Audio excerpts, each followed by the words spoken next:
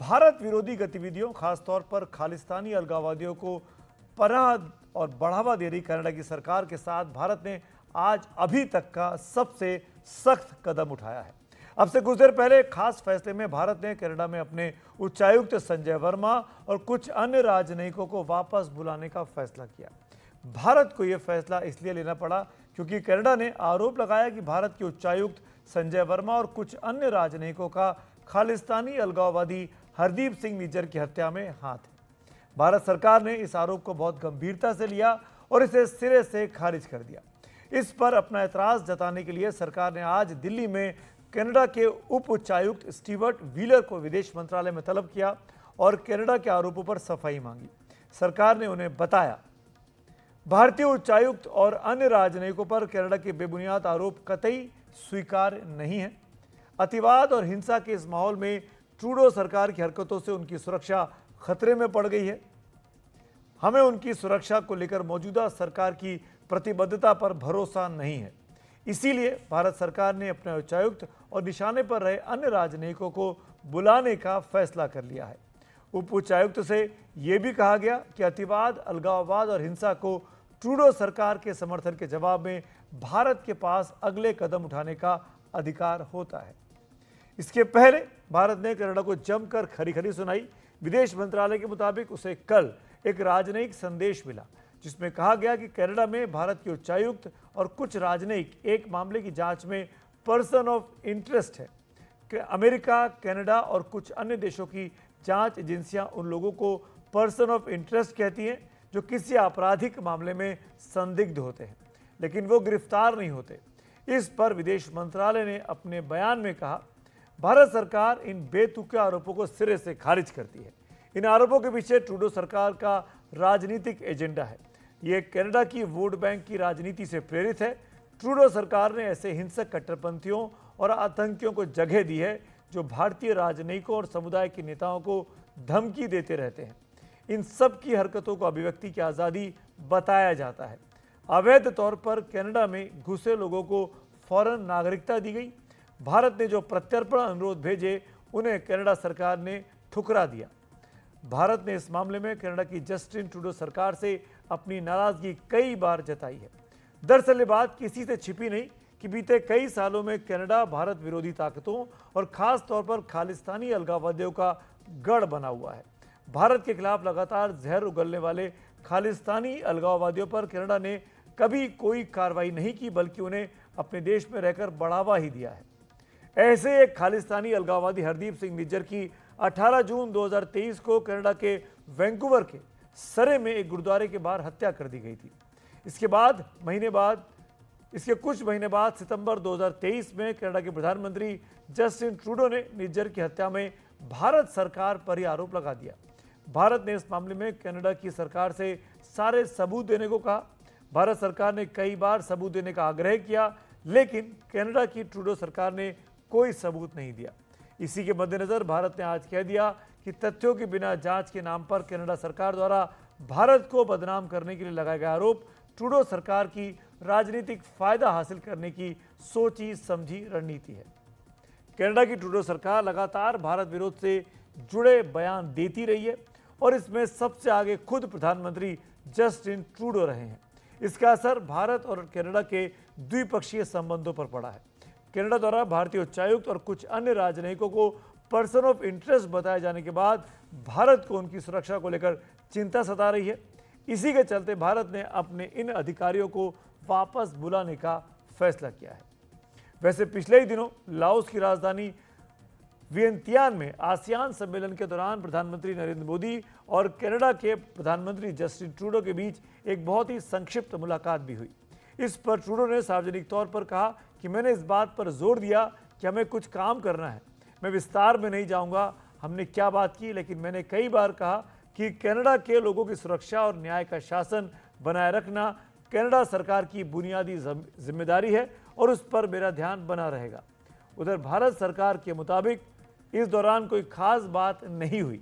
सूत्रों ने बताया कि भारत ने यही उम्मीद जाहिर की कि कनाडा की धरती पर भारत विरोधी खालिस्तानी गतिविधियों की इजाज़त ना दी जाए और उन पर सख्त कार्रवाई हो, जो अभी तक सरकार ने नहीं की है। इस बीच आज विदेश मंत्रालय में तलब किए गए कनाडा के उच्चायुक्त जब भारत की नाराजगी सुनने के बाद बाहर आए तो फिर वही दोहराया जिससे भारत सरकार ने इनकार किया है। The government of Canada has done what India has long been asking for. Canada has provided credible, irrefutable evidence of ties between agents of the government of India and a murder of a Canadian citizen on Canadian soil. Now it is time for India to live up to what it said it would do and look into those allegations. It is in the interest of both our countries and the peoples of our countries to get to the bottom of this. Canada stands ready to cooperate with India. तो Canada अपने रुख पर अभी भी कायम है, जबकि भारत ने अपने उच्चायुक्त को वापस बुलाने का फैसला कर लिया है। आइए इस पूरे मामले पर ज़्यादा जानकारी के लिए जुड़ते हैं पूर्व विदेश सचिव शशांक के साथ, जो इस वक्त मेरे साथ लाइव हैं। शशांक सर, शुक्रिया, थैंक यू।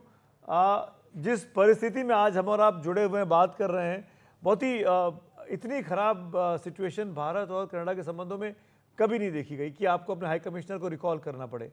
इसकी वजह क्या है और कौन जिम्मेदार है? नहीं, ये बहुत ही आश्चर्य की बात है कि अभी हाल में ट्रूडो साहब प्रधानमंत्री नरेंद्र मोदी जी से मिले लाओस में।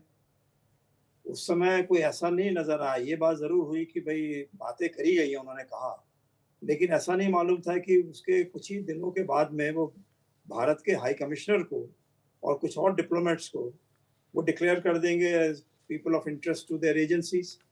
तो ये तो मैं समझता हूँ कि एक जानबूझ के ऐसा निर्णय उन्होंने लिया है जो भारत और कनाडा के रिश्तों को बहुत हानि पहुंचाने वाला है। और मैं कहता हूं कि भारत के जितने भी लोग कनाडा में गए हुए हैं उसमें करीब करीब नंबर सिख कम्युनिटी का और नॉन सिख कम्युनिटीज के बराबर ही हैं।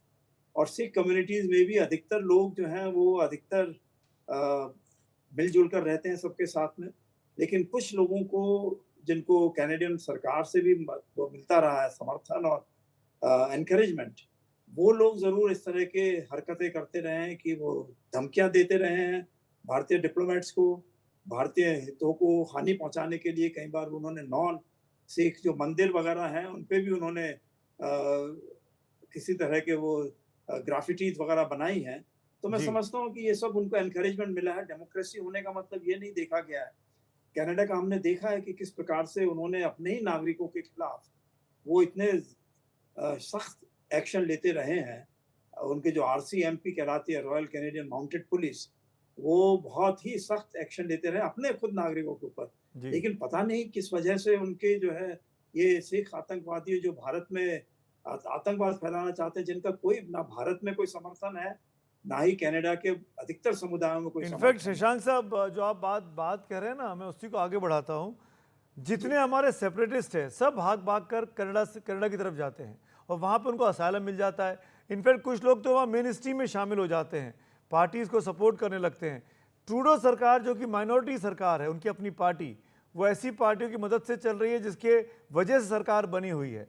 अगले साल चुनाव होने हैं, क्या आपको लगता नहीं कि इसके पीछे ट्रूडो की पॉलिटिकल कंपल्शन ज़्यादा है अपनी पार्टी को चुनाव जिताने की?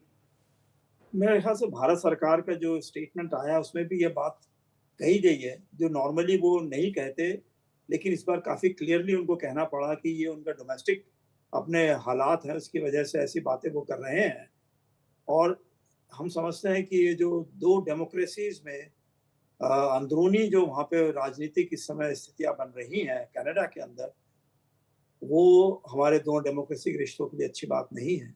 मैं सोचता हूँ कि ये जो है जैसे ही चुनाव खत्म हो जाता है उसके बाद में कैनेडियन पॉलिटिकल पार्टीज को सोचना चाहिए कि भारत जैसे देश के साथ में मिलजुल कर रहना चाहिए, या जो पॉलिसी पाकिस्तान या चाइना करना चाहेंगे भारत के खिलाफ वो उनको साथ में मिलना चाहते हैं। एक क्विक रिस्पांस और चाहूँगा सर मैं आपका, इसके पहले कि आप जाएं, और वो ये कि जो अभी इंडियंस वहाँ रह रहे हैं, खासकर स्टूडेंट्स जो वहाँ रह रहे हैं, क्या उनके लिए कोई चिंता की बात है ये जो आपस में प्रॉब्लम आई है?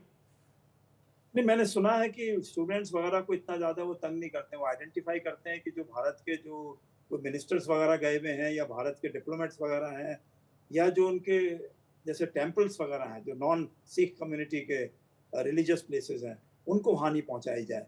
लेकिन फिर भी इसमें भारत सरकार को बहुत, मैं कहता हूँ कि मुझे याद आता है कि मैं हमारे पुराने राष्ट्रपति जी थे अब्दुल कलाम साहब, जी। वो हमेशा मुझसे यही कहते थे कि भाई हम अपने देश के अंदर क्यों नहीं पढ़ने के लिए पूरे ऐसे हाँ, स्थिति पैदा कर सकते हैं कि सब लोग यहाँ पढ़ सकें स्कूल्स में, कॉलेजेस में। बिल्कुल।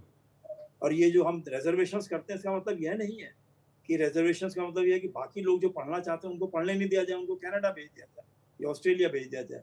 तो मैं समझता हूँ कि ये हमारी सरकार के लिए भी बहुत सोचने का विषय है। जो हमारे यहाँ जो लोग, इनका पैसा है, उनके लिए भी सोचने का विषय है कि राइट। क्यों ना यहाँ पे इस तरह की स्थिति बनाई जाए।